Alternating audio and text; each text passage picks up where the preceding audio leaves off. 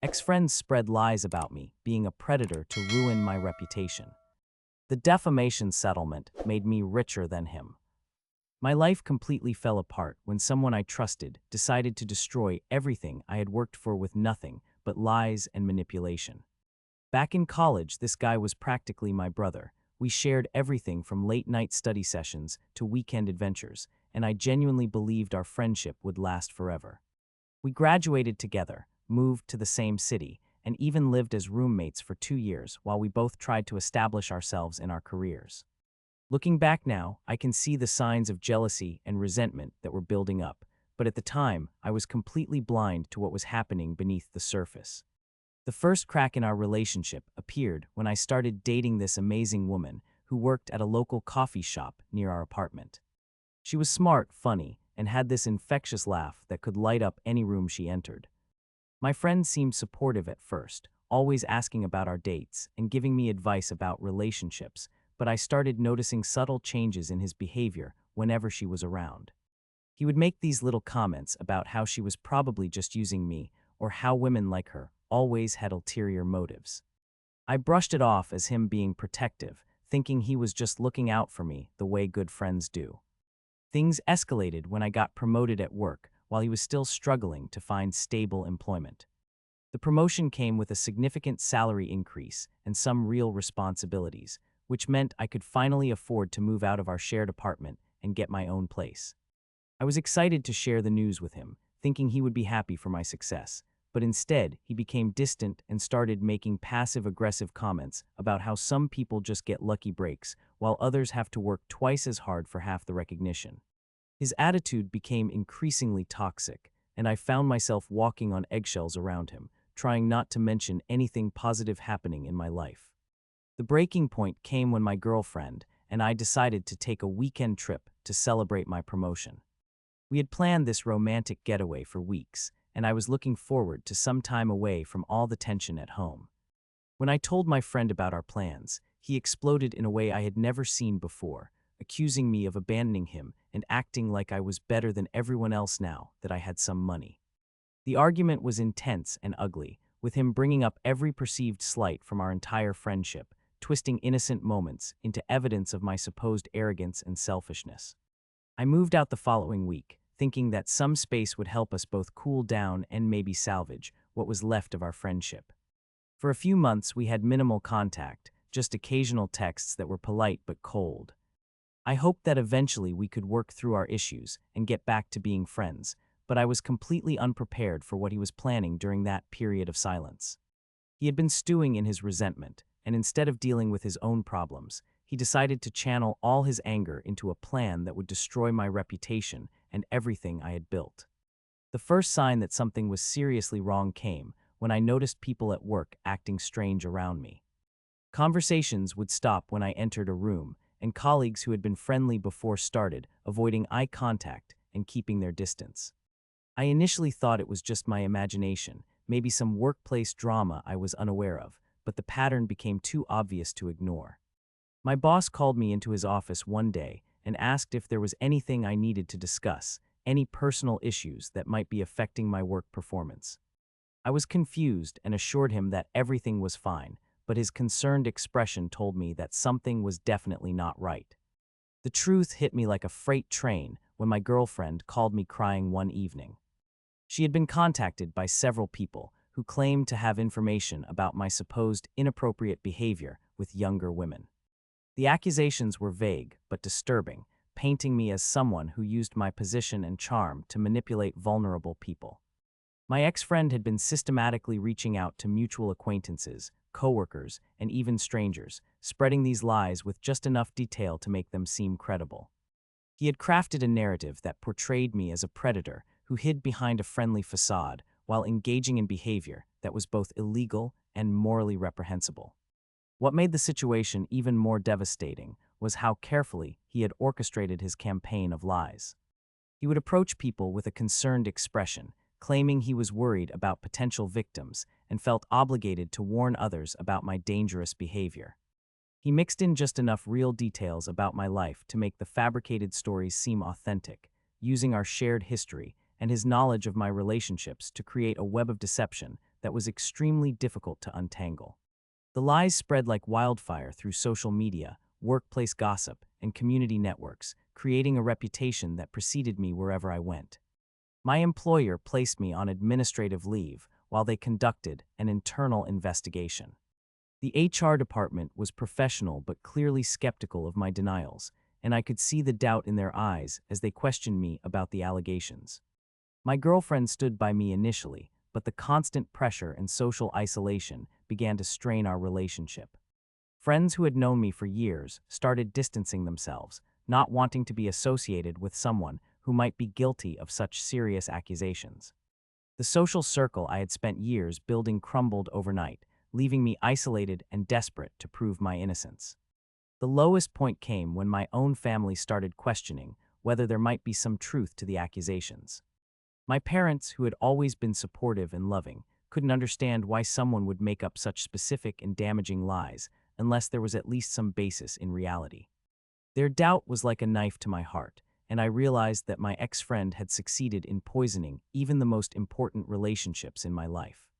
I was living in a nightmare where everything I said in my defense was seen as further evidence of my guilt, and the more desperately I tried to clear my name, the more suspicious I appeared to everyone around me.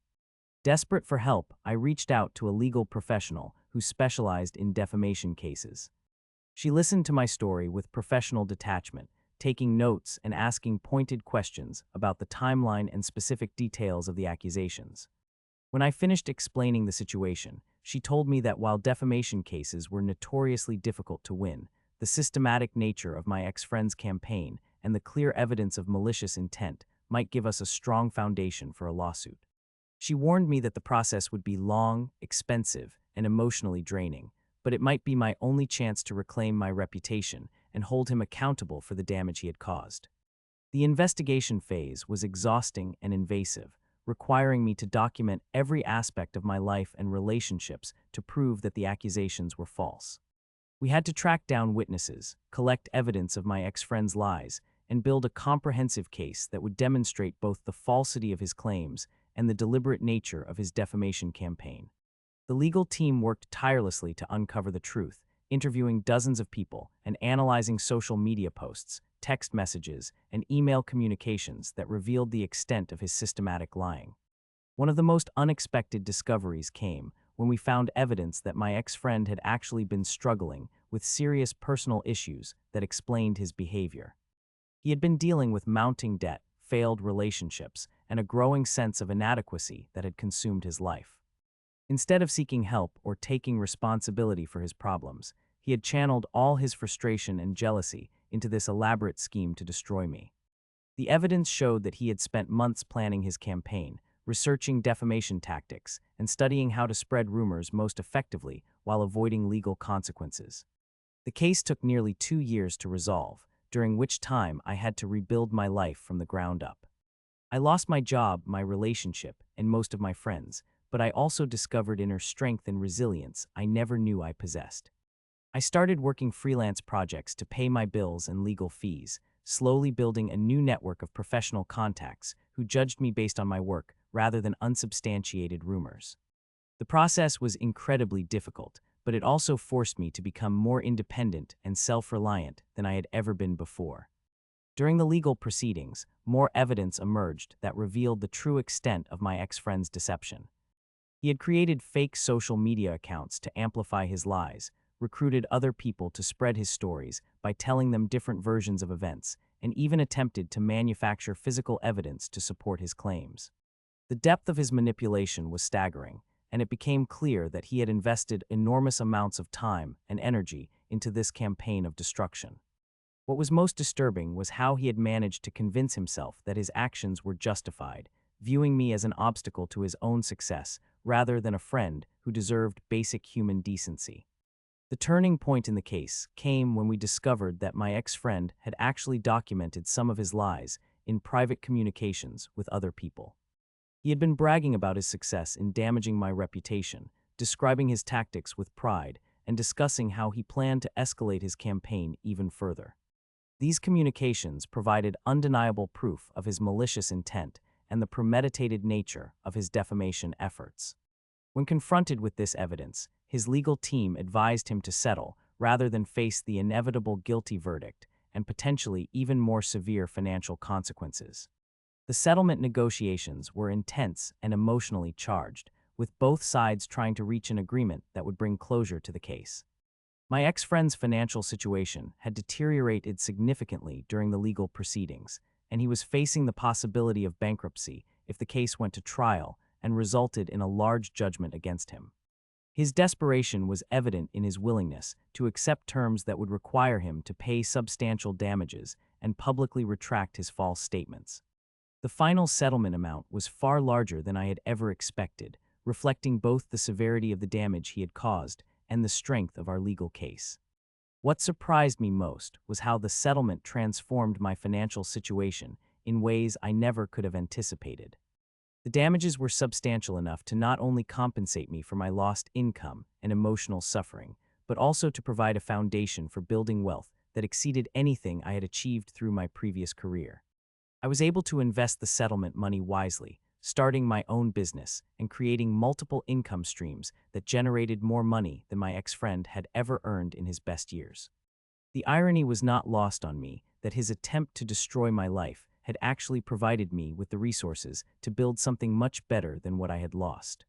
The public retraction he was required to make as part of the settlement was both satisfying and awkward. He had to contact everyone he had lied to, admitting that his accusations were false and apologizing for the damage he had caused. Watching him eat his words and face the consequences of his actions was gratifying, but it also felt hollow because the relationships and opportunities I had lost could never be fully restored. Some people accepted his retraction gracefully and reached out to apologize for doubting me, while others remained skeptical or simply disappeared from my life permanently. Rebuilding my reputation was a gradual process that required patience and persistence. I had to prove myself repeatedly in professional settings, demonstrating through my actions that the accusations against me were false. Some opportunities were forever closed to me, and I had to accept that certain people would always view me with suspicion, regardless of the legal vindication I had received. However, I also discovered that adversity had made me stronger and more resilient, and the experience had taught me valuable lessons about the importance of surrounding myself with people who truly knew and supported me. The most unexpected consequence of the entire ordeal was how it changed my perspective on success and relationships. I had learned that external validation and social acceptance were much more fragile than I had previously understood, and that true security came from building a life based on authentic connections and personal integrity rather than reputation and status.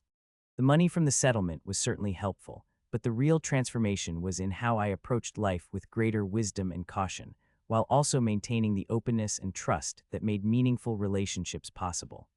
My ex-friend's life continued to spiral downward after the settlement, as the legal costs and public humiliation compounded his existing problems.